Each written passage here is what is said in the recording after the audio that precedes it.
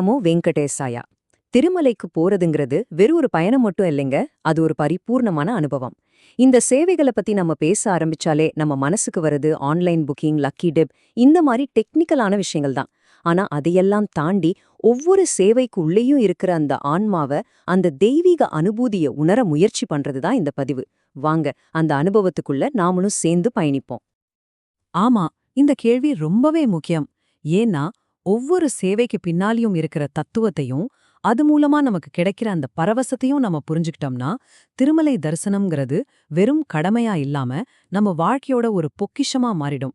சரி வாங்க, அந்த சேவைகளோட உலகத்துக்குள்ள இன்னும் கொஞ்சம் ஆழமா போய் பார்ப்போம்.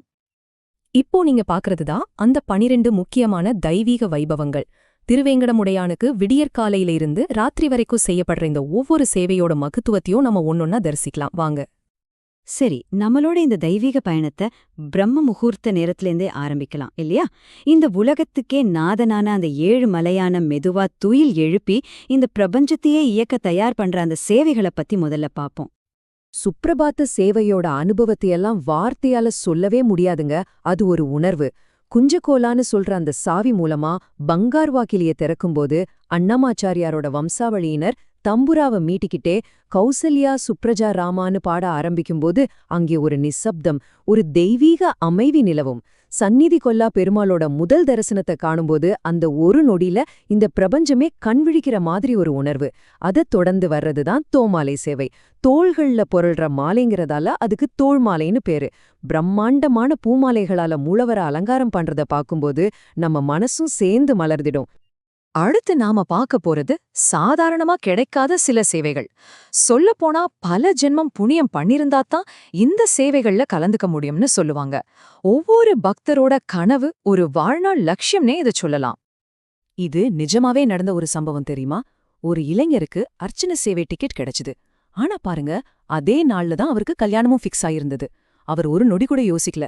கல்யாணத்தை அப்புறம் கூட பண்ணிக்கலாம், ஆனா இந்த சேவை பாக்கியம் திரும்ப கிடைக்குமான்னு சொல்லிட்டு கல்யாணத்தையே தள்ளி வச்சிட்டார். அவரோட பக்தியோட ஆழத்தை பாத்தீங்களா? பெருமாள் சும்மா இருப்பாரா? அவரோட வருங்கால மனைவிக்கும் அதே நாள்ல அர்ச்சனை சேவை கிடைக்க வச்சு 2 பேரும் சேர்ந்து சேவையில கலந்துக்கிட்டதுக்கு அப்புறம் தான் அவளுக்கு கல்யாணமே நடந்தது.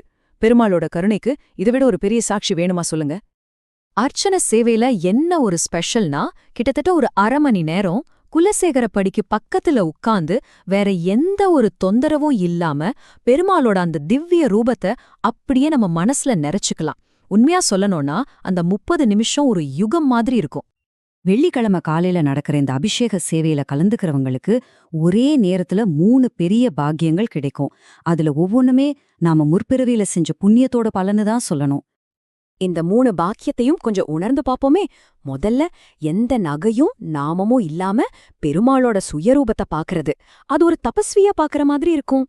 2வது, பெருமாளோட வலது மார்பில் இருக்கிற வியூக லக்ஷ்மிய அந்த அபிஷேக நேரத்துல மட்டும்தான் நம்மால பார்க்க முடியும்.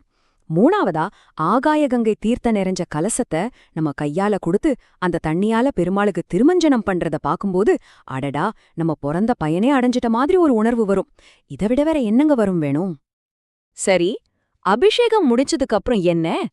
பெருமாள விதவிதமா அலங்காரம் பண்றதையும் அந்த அலங்கார கோலத்தை நாம தரிசிக்கிறதையும் மையமா வச்சிருக்கிற அடுத்தடுத்த சேவைகளை பத்தி பார்க்கலாமாங்க. பூலங்கி சேவையில சுவாமிய பார்த்தா பூக்களாலேயே செஞ்ச ஒரு சிலை மாதிரி இருப்பார். அந்த அழக வர்ணிக்க வார்த்தையே கிடையாது. வஸ்திராலங்கார சேவையில நாம கொடுத்த வஸ்திரத்தை பெருமாள் கட்டி இருக்கிறத பார்க்கும்போது ஒரு தாய் தான் குழந்தைக்கு புது ட்ரெஸ் போட்டு அழகு பார்க்கற அந்த சந்தோஷம் நமக்கு கிடைக்கும். அப்புறம் நிஜபாத தரிசனம். நாம பெருமாளோட பாதங்களை பார்க்க தான் போவோம், ஆனா அங்க அவரோட முகத்துல இருக்கிற அந்த காந்த சக்தி நம்ம பார்வையை அப்படியே அவர் முகத்தை நோக்கியே இழுத்துடும். இப்போ நாம பார்க்க போற சேவைகள் எல்லாம் வெறும் சடங்குகள் மட்டும் கிடையாதுங்க. அதுல ஒவ்வொன்னுக்கும் பின்னால ரொம்ப ஆழமான தத்துவத்வான காரணங்கள் இருக்கு. அதை கேட்டாலே நமக்கு ரொம்ப பிரமிப்பா இருக்கும்.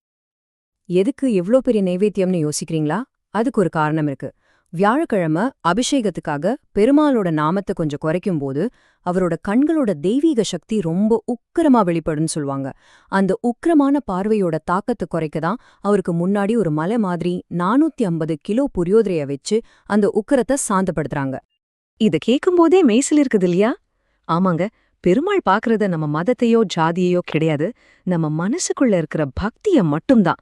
அந்த இஸ்லாமிய பக்தர் கொடுத்த 108 தங்க தாமரைகளை வச்சு இன்னைக்கும் அர்ச்சனை நடக்குதுன்னா திருமடையோட அந்த உலகளாவிய அன்புக்கு இதுவே பெரிய சாட்சி. செவ்வாய்க்கிழமை அஷ்டதள பாதபத்ம ஆராதனையில ஓம் கேசவாய நமஹ, ஓம் நாராயணாய நமஹன்னு ஒவ்வொரு நாமத்துக்கும் ஒரு தங்க தாமரைய பெருமாளோட திருப்பாதங்கள்ல வச்சு பூஜை பண்ணுவாங்க. புதன்கிழமை நடக்கிற சகஸ்ர கலாச அபிஷேகத்தோட தத்துவம் ரொம்ப ஆழமானது.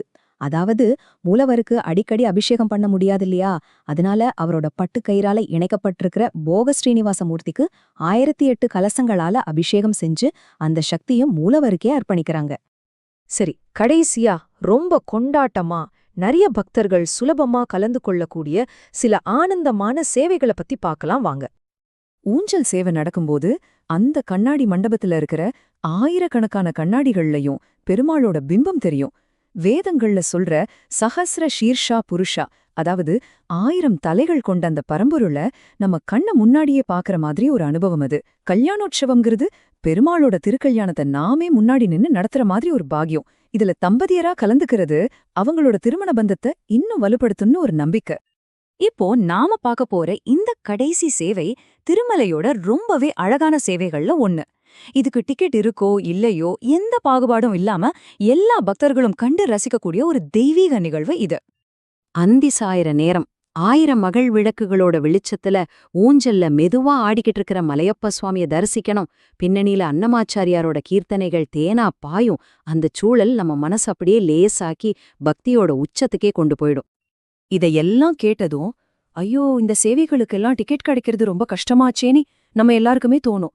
ஆனா அதுக்காக நீங்க வருத்தப்படவே வேண்டாம். இந்த சேவைகளை அனுபவிக்க ஒவ்வொரு பக்தருக்கும் இன்னும் 2 வழிகள் இருக்கு. இல்லவே இல்ல, ஒருபோதும் இல்ல. உண்மையான பக்திக்கு தூரமோ இடமோ ஒரு தடையே கிடையாது. எஸ்விபிசி டிவில இந்த சேவைகள் எல்லாமே தினமும் நேரலையா ஒளிபரவாகுது. வீட்ல இருந்தபடியே அந்த சேவையை மனக்கண்ல பார்த்து மானசீகமா அதுல நாமளும் கலந்துக்கிறது தான் மிகச் சிறந்த வழிபாடு. நீங்க மனசார செய்யற அந்த சேவைய அந்த ஏழுமலையா நிச்சயமா முழுமையா ஏத்துக்குவான். உண்மையான பக்திக்கு தடைகளே இல்ல. ஸ்ரீமாத்ரே நமஹ.